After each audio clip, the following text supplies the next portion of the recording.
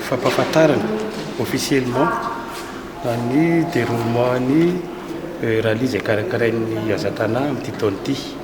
Izy moa 14e Tour de Tana rallye Sodirex. Le andihany ity zany ao anatin'ny 4e manche ny championnat de Madagascar. Dia nalavany totalité ny rallye misy 308,97 km. Ao anatin'izay misy 182,67 km de spécial. Zany hoe zay zany mameny ty rallye 14e édition Tour de Tana ty mamey coefficient 1,6. Zay moa zany coefficient ambony indrindra amintsika eto Madagasikara ankoatran'ny rallye international. Izy io dia misy 9 épreuves spéciales ao anatin'le izy. Ka amin'le 9 épreuves spéciales reo dia ny anankifito amin'ireo no samihafa. Zany hoe 9 épreuves spéciales dont 7 différentes. Ny le fandehan'le parcours eto zany satria moa zany ny Sodirex no sponsor officiel ny ty compétition ty, dia ny départ sy ny arrivée zany hoe 10-11-12 le rallye.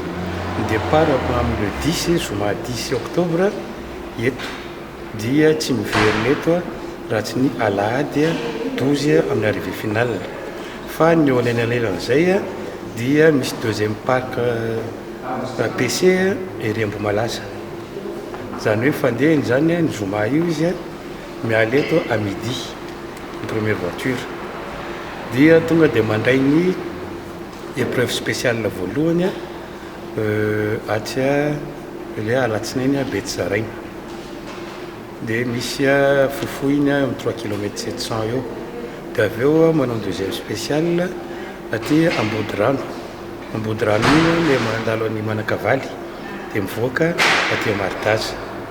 Dia ny troisième spéciale amin'le première journée iny manao CEG Carion lavalava 32 km io CEG Carion atraty Anjeva. Zay amin'ny première journée. Ny deuxième journée, première journée zany ny parc fermé tonga dia fa Ambohimalaza.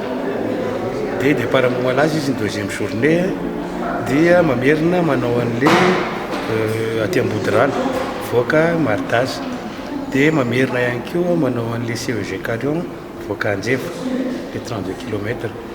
Dia mandalo misy parc de réparation Ambohimalaza. Dia miainga eo izy ny atoandro dia tonga dia manao an'le CEG Carion.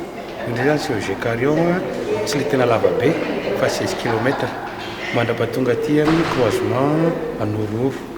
Dia avy eo manao an'le Anororo Beravina le mandalo any Atelimita misy ny Jirama iny zany, manao le boucle mandalo Kadimandrina iny misy 30 km iny.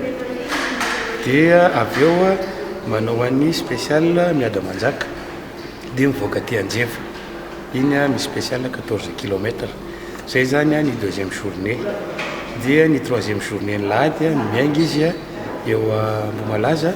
Dia spécial ray ihany sisany ataony spécial aty le Anjeva Telomita, zany hoe Anjeva O, Anjeva Telomita. Dia manao boucle Anjeva dia mivoaka aty Anjeva io misy spécial 23 km. Dia vita iny dia tonga izy dia mirejoindre ny arrivée finale amin'izay eto amin'ny PC aty amin'ny Sodirex.